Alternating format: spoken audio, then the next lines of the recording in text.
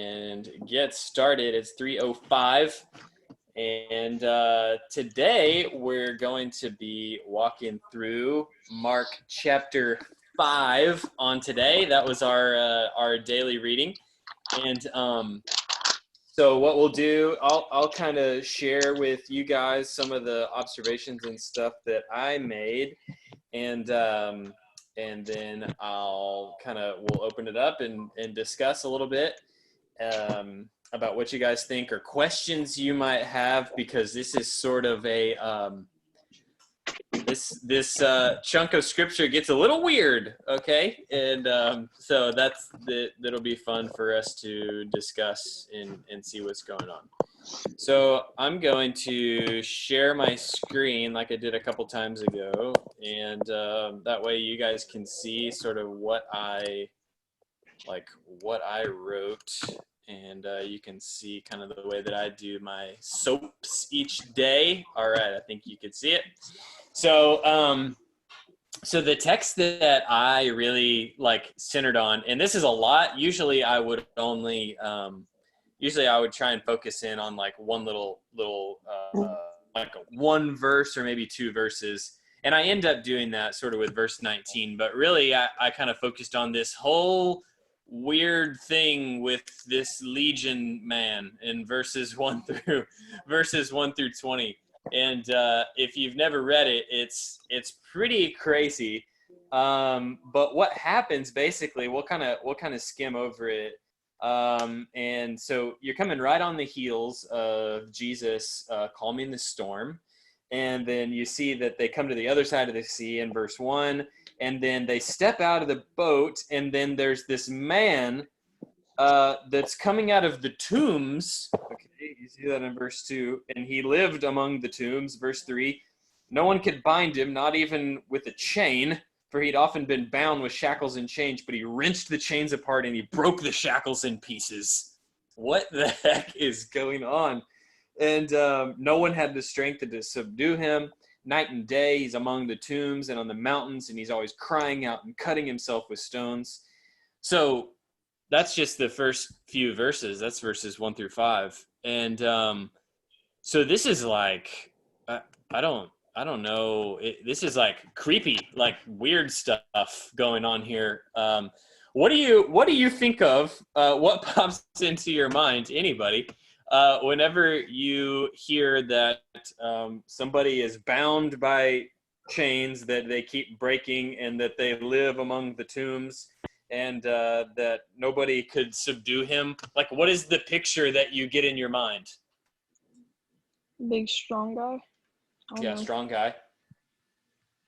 I think of a shredded dude. That's crazy. The Rock. The Rock? Yeah, I was thinking yeah, go ahead. Yeah. Tyler, were you going to say something? Oh, okay. I was thinking this guy sounds like a zombie.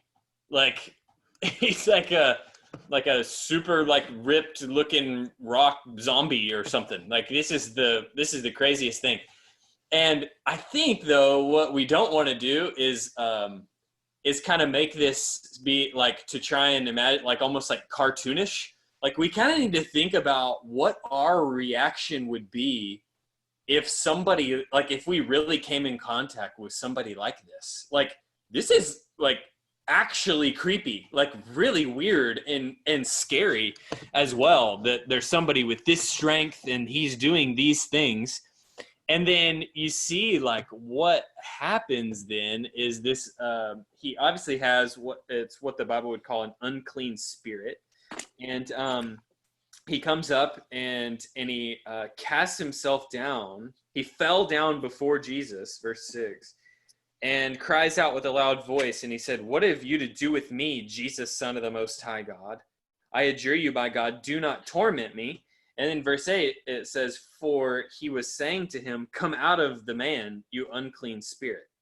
So what you see then is that the unclean spirit was saying, "Do not torment me," because Jesus was saying, "Come out of the man, you unclean spirit." So what we're kind of seeing here is that the unclean spirit, like this guy that is possessed, he obviously recognizes immediately who Jesus was and what Jesus could potentially do. So there's this recognition there. And Ryan talked about this the other day about how the Bible talks about how even the demons know Jesus and they shudder at his name. And so that's like a glimpse of what we're seeing here in this like really kind of freaky, scary like situation and this weird dude. And that's what's going on.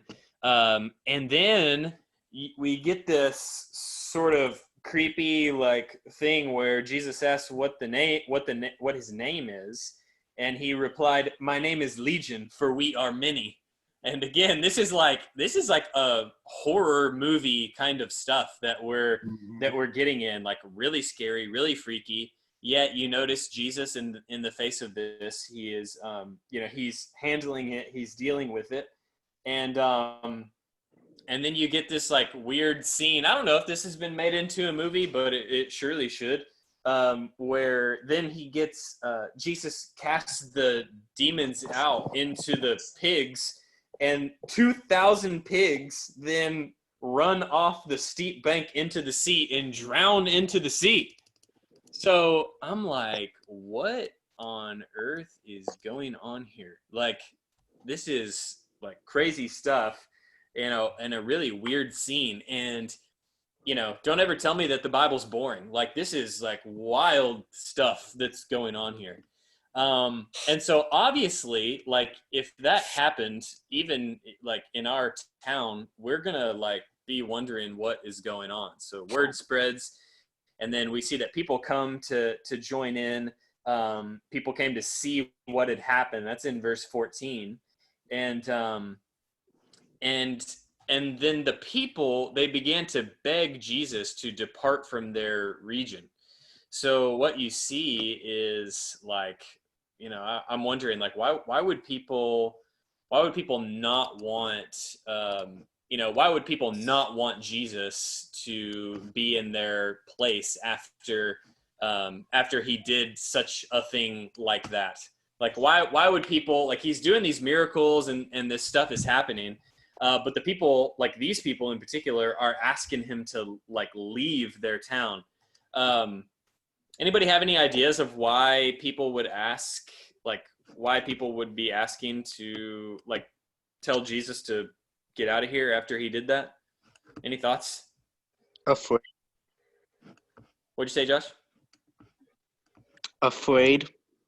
Oh yeah, Being they're afraid of Jesus. Yeah. Yeah, I think I would be afraid. Like, if I just heard that or saw what had happened, I'd be like, what the heck? Get this guy out of here. Maylee, what do you think? If someone could talk to demons, that would kind of freak me out. Yeah. Thinking about it, like if you saw someone talking to a possessed guy and then the demon like moved from the possessed guy to pigs, and Right. that would scare me so much. Yeah. I would probably be afraid, but like all the people there would probably think, okay, yeah, we're scared, but also we get free meat because the pigs drowned. Well, It yeah. could be no, though. Pigs were considered unclean if you were Jewish, and you couldn't eat. Oh, big tough then.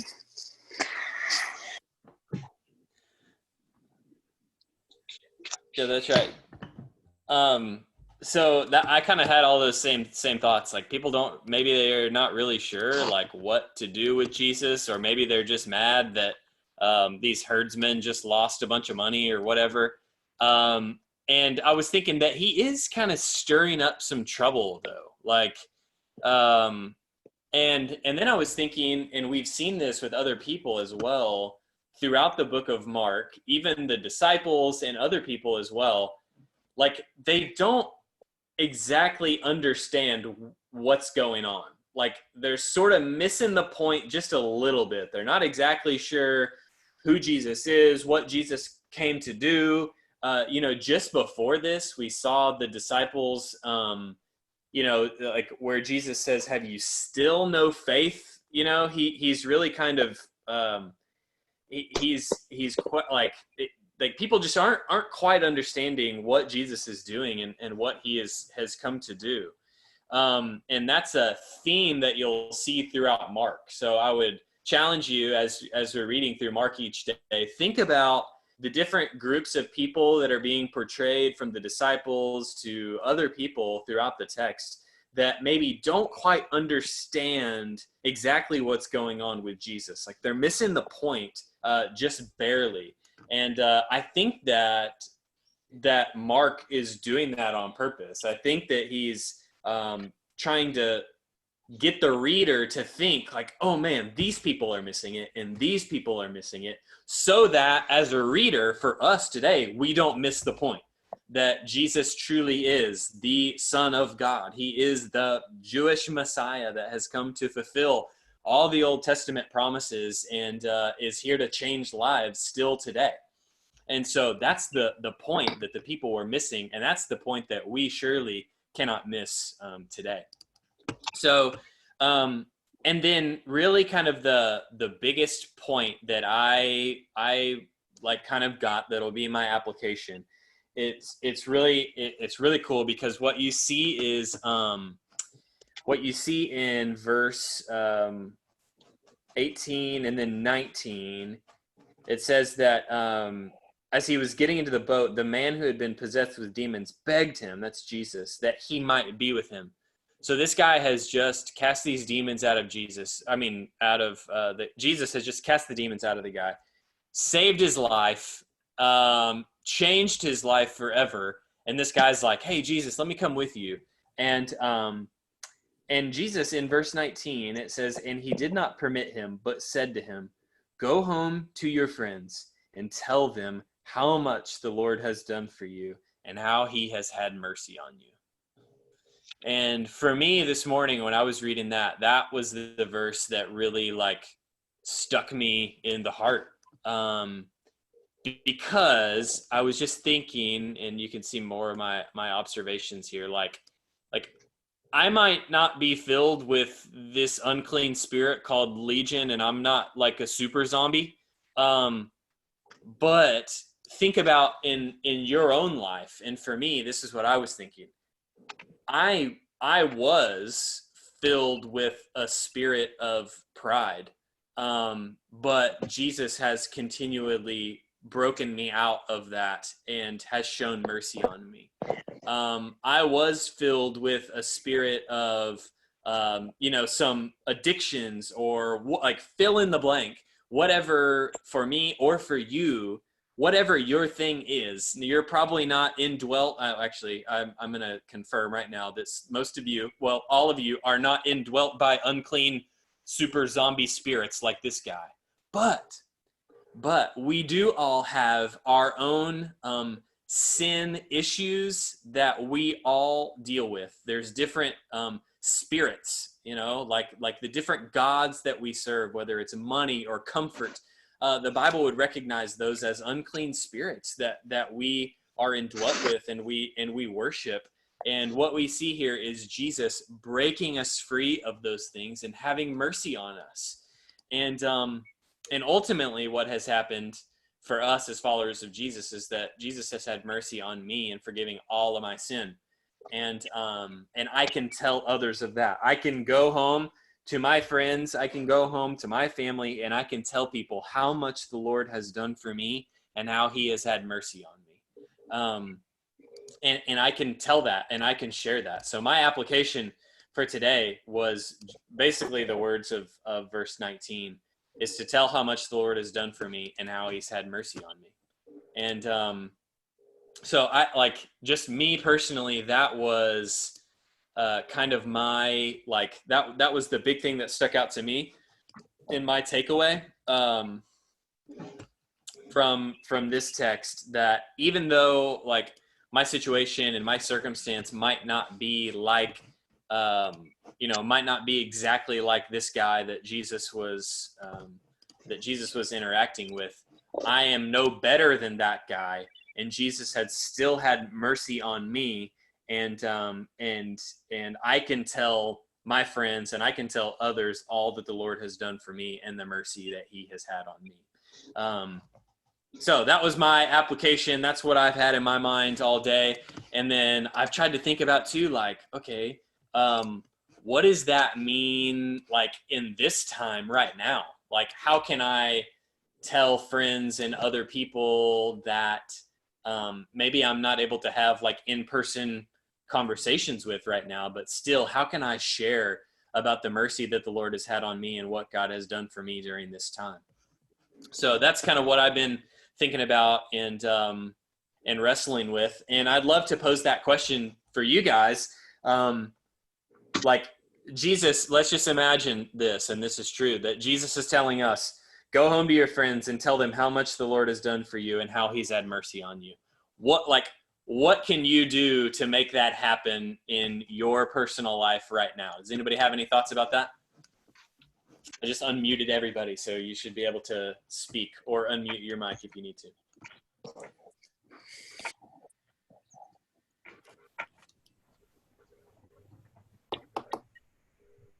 I'll start us off. Go, man. I wrote pretty much the exact same thing for my application point.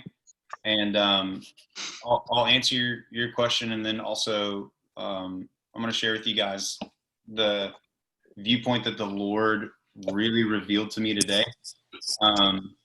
So one way that I can do it is that, like yesterday when I posted on Instagram the questions, I had a friend of mine from high school reach out to me, and it started up a conversation. So I moved that over and got his number, started texting him, and he told me about a traumatic experience. And he knows that I'm a Christian, and he's not against it, but he's not a believer, you know. So I know that there's some soil there, but that's really started up a conversation since he knows about me previously. And then also I get to tell him about living my life with the Lord now. And so that was really cool. That was kind of out of nowhere. So even though we can't be face-to-face, you know, door-to-door type deal, we can utilize our technology and social media to do that. And right now I think is a perfect time because people are open maybe more than ever or in a long time to hearing about the things of the Lord, especially with this virus going around and how different everything is. I think people are open to hearing about that truth. So one thing that I wanted to share with you guys that the Lord showed me was, and it goes along with everything you were saying, Alec, and this guy, if you think about it, he had a reputation of just being the weirdo up in the caves, you know. Mm-hmm. I mean, seriously, like, and everybody stayed away from him, and he was just, in their minds, he was a lost cause. They probably saw him as less than human, you know. So this guy has a reputation, and then he goes back, and Jesus chose to not have him follow him, but Jesus instead sends him back to Decapolis, whatever. I had to internet that, and it's a group of 10 cities, Deca 10. And so he goes around to this region and he proclaims. And so the gospel is advanced and multiplied in that way. But people would have known that was the crazy guy up in the tombs, right? Just like the woman at the well's reputation. And so what I'm getting at for all of you guys and for me as well, if there's something that maybe you've done or something happened to you and the enemy wants to use shame to quiet you, you know, maybe you at least think that you might have some sort of reputation because of something that happened that was bad or whatever. Like, the Lord can use anyone, and to keep silent is something that Satan wants. However, God wants to give you and is offering to give you the confidence to share that and to share exactly how exactly what this guy did, that he had mercy on this guy, and to share how much the Lord has done for you. You'd be surprised how many people, they want to hear that. They really, really do. Just pray to the Lord to open up those doors and have those conversations. And that's true for the rest of our lives. Thanks for sharing that.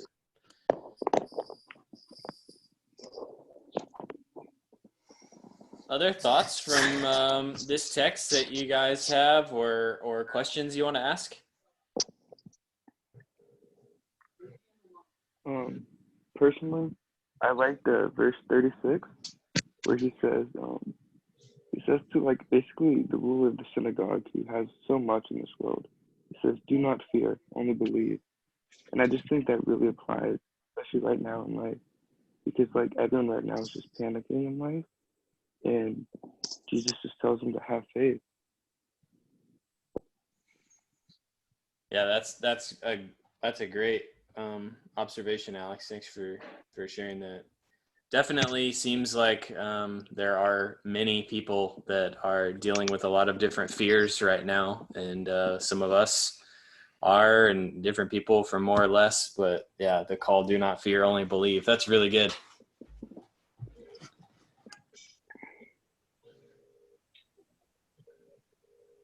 I have something that's kind of side notey. Yeah. But this will help all of us because this is a question that a lot of people have. So this account is recorded in what they call the Synoptic Gospels, which is Matthew, Mark, and Luke. So it's not recorded in John, but it's recorded 3 times. And in the Matthew account, Matthew chapter 8, it says that there were 2 demon-possessed guys. All right. So, and then the Luke one just has 1. So what do we do with that? Sometimes people say, "Oh, look, the Bible's inconsistent. One story says they have 1, another story says they have 2." It's the same thing with the angels at the tomb. There was 1 or there was 2. Is that Knox coming through the door? Hey, Knox. Yeah. He's so loud. So what do we do with that? Is the Bible inconsistent? How can we trust it? Well, both are right. Okay, so there could have been 2 guys, but Mark and Luke just wrote about 1, right? Now, if there were 2 guys, then, hey, Knox, if there were 2 guys, then, and if someone reported that there was a guy that was demon-possessed up in the tombs, would that still be right? Yes, absolutely. And it's actually evidence for the Bible that not every specific detail lines up, right? So lawyers know, or judges know, and the juries know that if all 5 people's stories are the exact same, even down to the littlest details, that means they got together beforehand and perfected their lie. So lawyers actually know that. Knox agrees. Lawyers know that. And so the fact that the Bible, the stories, they line up on the big points and then they differ slightly on some of the smaller points, it's actually evidence for the authenticity of the Bible. So I know that that might be something that's definitely a question that a lot of people have. So that was just kind of a side note freebie there. And I don't know if any of y'all have ever thought about that before or if that's come up. So, okay, I'm done. Yes, very, very important. Emily Claire's throwing off everything. Sorry to hijack the place here. Other thoughts on Mark chapter 5 that you guys had, or any other questions that you want to ask?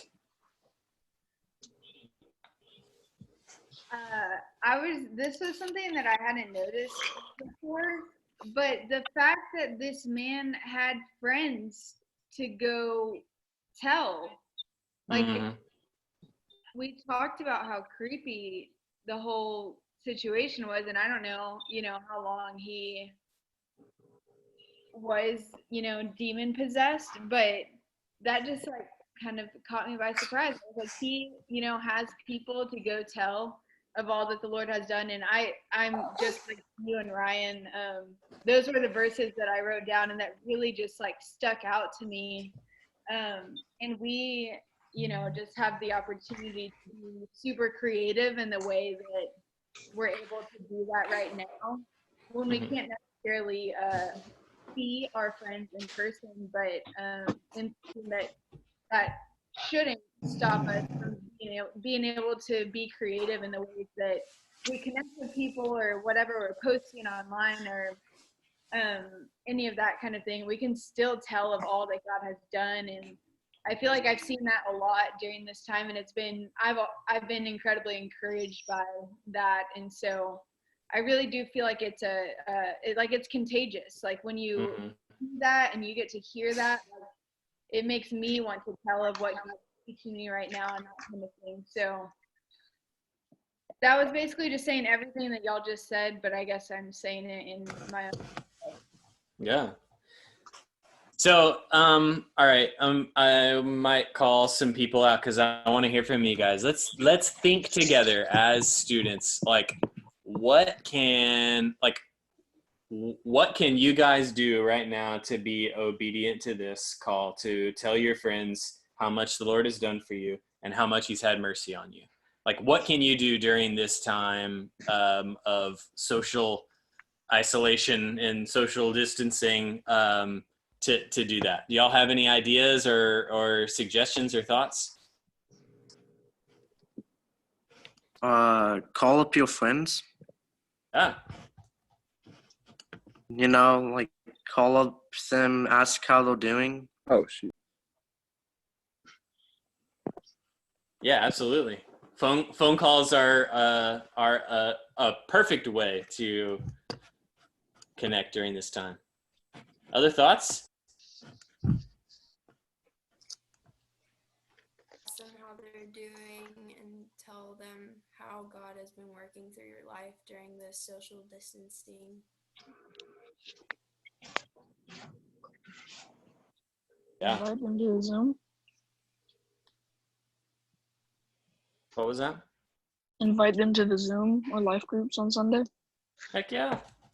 Yeah, that's a perfect and an easy way. Like your life group on Sunday morning, it would be super simple for somebody to jump on and join.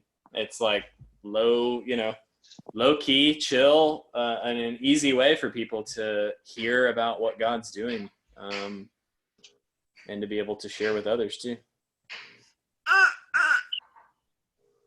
You can maybe text your friends and see what they learned from their soap today, and talk about what they learned and how we can put it into our lives. Yeah, for sure. That's good. That's exactly what we're talking about. Tyler, what do you think, man? I'm not really sure. Just keeping your friends accountable, getting like on a group text, trying to get everyone into this Zoom or just on their own plan, or just making sure they're in the Word during this time. Mm-hmm. Yeah, I would agree with that. Just like staying accountable with like the friends that you're close with and the friends that you like trust and like share things with. Just like continuing to talk to them every day. Yeah.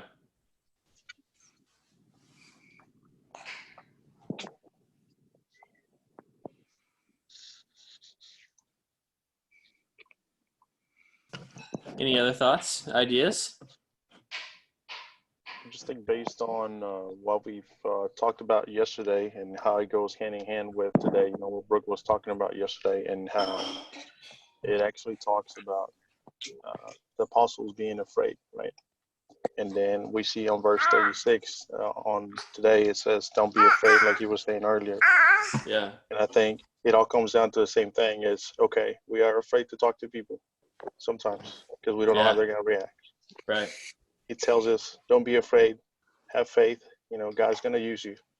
And then he goes back to, hey, go over and talk to your friends. Uh-huh. Share what the Lord has. I think, you know, it just like it all combines really nice. Yeah, that's awesome. That reminds me of a video I posted of the guy that the Lord used to draw me to salvation and discipled me. And I love the line. I've shared it before, but he said, when I asked him, I was like, man, like, were you nervous talking to me? Like, did you feel weird? Like, was it awkward? And he was like, oh man, I was so scared. And then he said, but I had to care about you and your soul more than I cared about what you thought about me. And I am literally eternally grateful that he did that, knowing there could have been rejection, knowing that, you know, I made fun of him or, you know, called him out, thought he was weird and told everybody behind his back he was weird. And he knew that that might happen, but that was not as costly as knowing about me and my soul and that I'm going to go somewhere someday. And so I think about that all the time, and that's just so encouraging to me, and motivates me to just be like, all right, what do I care more about? What they think about me or glorifying the Lord? And so with that, I think you can utilize social media and just in your posts or your stories. It doesn't have to be anything huge. It could be little things, something that the Lord puts on your heart, anything that to tell people how much the Lord has done for you and how he has had mercy on you. You know, anything that would make much of his name. I know a lot of people are on social media even more right now. So we can leverage that for good, just like we're doing right now. Yeah, for sure. I like there's all kinds of areas and times and places and things that we can do this. I mean, it's just like, I mean, has Jesus saved you? What has he done for you? And any opportunity we can get to share those things, any opportunity the Lord gives, we can and should share it. And I think, Ryan, to what you're saying, kind of what I was trying to hint at is the social media piece. I mean, if that's where everybody is and that's what everybody's doing right now, like, what if you filled your timeline with, you know, with stuff that, you know, that's a testimony of what God's doing, what he's done. You know, there's all kinds of opportunities in that regard. You know, and if you don't have social media or whatever, just like Josh said, there are other avenues and opportunities to connect with people too, and talk to your friends about what God's doing during this time. So any more final thoughts? We'll wrap up, but if anybody else has anything, then please share.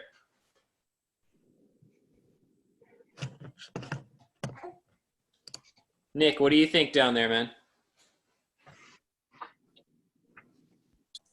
What do I think about Yeah. what? Just the reading or what? Yeah, all this. I enjoyed the reading today. I actually took notes, so I'm gonna need to go back. Give me like 7 seconds max. Okay, I lied, minimum. I gotta go down.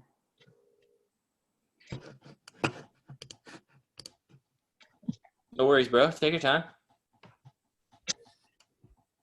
Yeah, I don't know. I just enjoyed the reading today. I enjoyed Mark 4 a lot too. I thought I got that.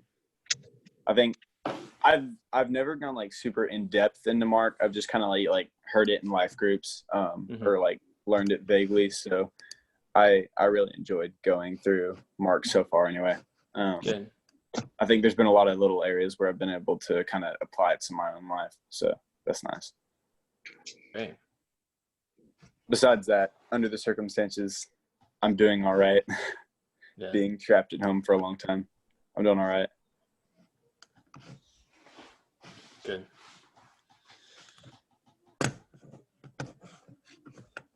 All right, what else? Let's hear from one of these ladies. Hope G.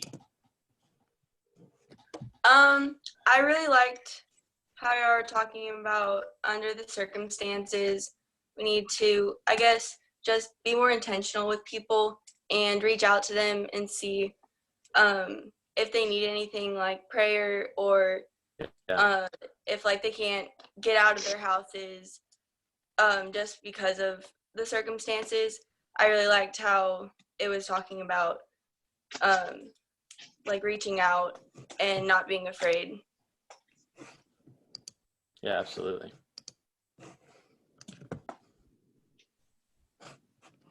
Tara, what'd you think? I mean, going off of what Hope said with prayer, I think that prayer has a big deal to do with this, and it's not really. Okay, Never mind. You're good. It's not about like. It's not more of prayer for other people, but like it helps ourselves too, if that makes any sense. Yeah. Yeah, absolutely. Good. Thanks for sharing. Yeah, I'm with you in that, Tara. I think Emily Claire and I were actually talking earlier about how important prayer is during this time, and how like if that's what like we're really forced to it. Like we're kind of not able to go out and to meet a lot of like physical needs that people may have, but we can and should pray. You know, and so if that's what we're left to do, then that's what we've got to do. So that's really good. All right, anybody else? Final thoughts? Speak now. We want to hear from you.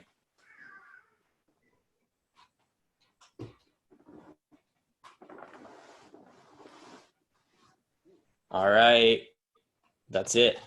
Thank you again for joining us today. Let's do this. So we'll be back on tomorrow reading Mark 6 and going through it. And so feel free and join us. We just reached on my screen, we had to scroll over to 2 pages. So we're growing in number, which is fun. But again, this is a real like, you know, low pressure, but just a way for us to get in the Word together and spend some time together. So invite some friends to join us as well. And then if y'all want to like do this with other people afterward, you guys have free reign to continue to join other brothers and sisters in community, and you could spend time in prayer and talking about the Word as well. But be sure and be looking for your stuff for Sunday for Life Group. If you have your link and your time from your leaders and stuff, this would be a great time to make sure that you're connected, and you can invite some other friends and people in as well to join your Life Group during this time. And I think we're going to see that God is really using this time to draw people to himself. And just like we've been talking about, we're going to have so many opportunities to tell people how much the Lord has done for us and the mercy that he's shown. So that's our prayer for today for us. So let's make it happen.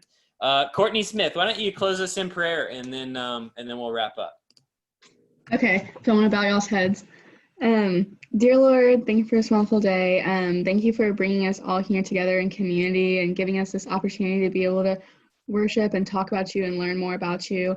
I just pray for our country and our state and our community, that we all stay healthy and we get to move on from this virus.